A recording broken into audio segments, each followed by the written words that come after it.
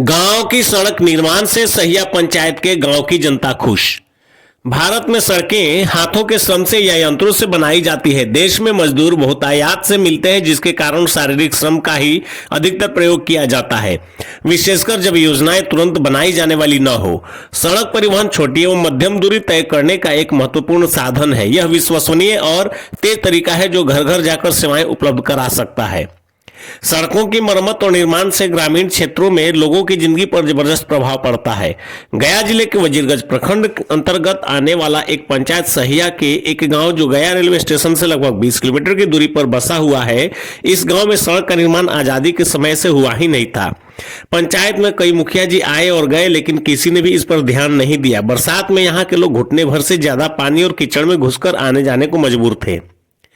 अब सड़क का निर्माण बहुत तेज गति से किया जा रहा है। लखौआ गांव में सहदेव यादव के घर से होते हुए गोपाल यादव के घर तक लगभग 2000 फीट लंबी और 10 फीट चौड़ी सड़क तथा 1400 फीट लंबा नाली का निर्माण हो रहा है, जिसके उत्तरी पूर्वी सिरा पर लगभग 15 फीट चौड़ा और 170 फीट लंबे दूरी तक करीब 4 फीट तथा 530 फीट पर करीब 3 फीट गड्ढे, शेष कहीं 1 फीट तो कहीं 2 फीट गड्ढे को 2000 ट्रैक्टर मिट्टी डालकर पहले भरा गया, जिसके बाद ग्रामीण सड़क का निर्माण का कार्य शुरू किया गया। इससे पहले 2 गांवों की नालियों का निर्माण ग्राम सीरी तथा ग्राम सिराजी के महादलित टोला में 1,000 फीट लंबा मुखिया कोष से कराया जा चुका है। ग्रामीणों के अनुसार सड़क एवं नालियों के निर्माण में किसी भी प्रकार की त्रुटियों को नहीं देखा गया।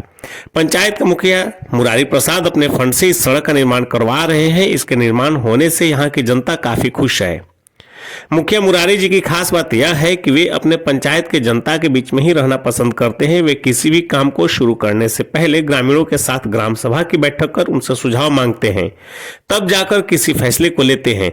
यही कारण है कि कुछ लोगों को छोड़कर सभी इनकी जय जयकार करते हैं। इनके द्वारा कराए जा रहे अब तक का सभी कार्य सराहनीय है। गली बनवाने का काम किया, बहुत सारा काम किया जो एडवांस आगे चल रहा है।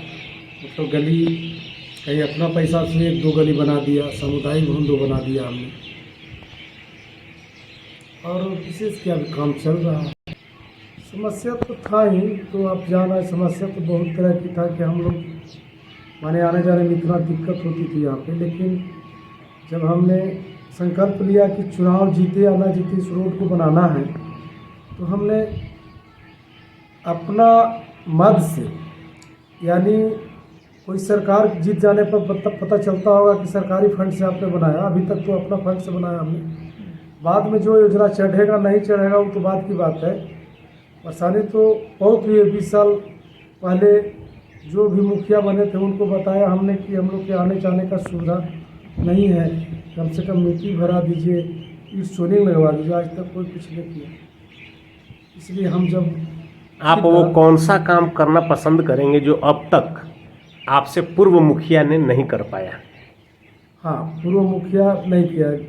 हमने अभी तक महादलित, दलित, गरीब, अति पिछड़े वाले सभी शोषित को वर्ग को हमने प्रत्येक वर्ष आज़ादी के बाद कोई कंबल नहीं बांटा, हमने कंबल बांटने का काम किया।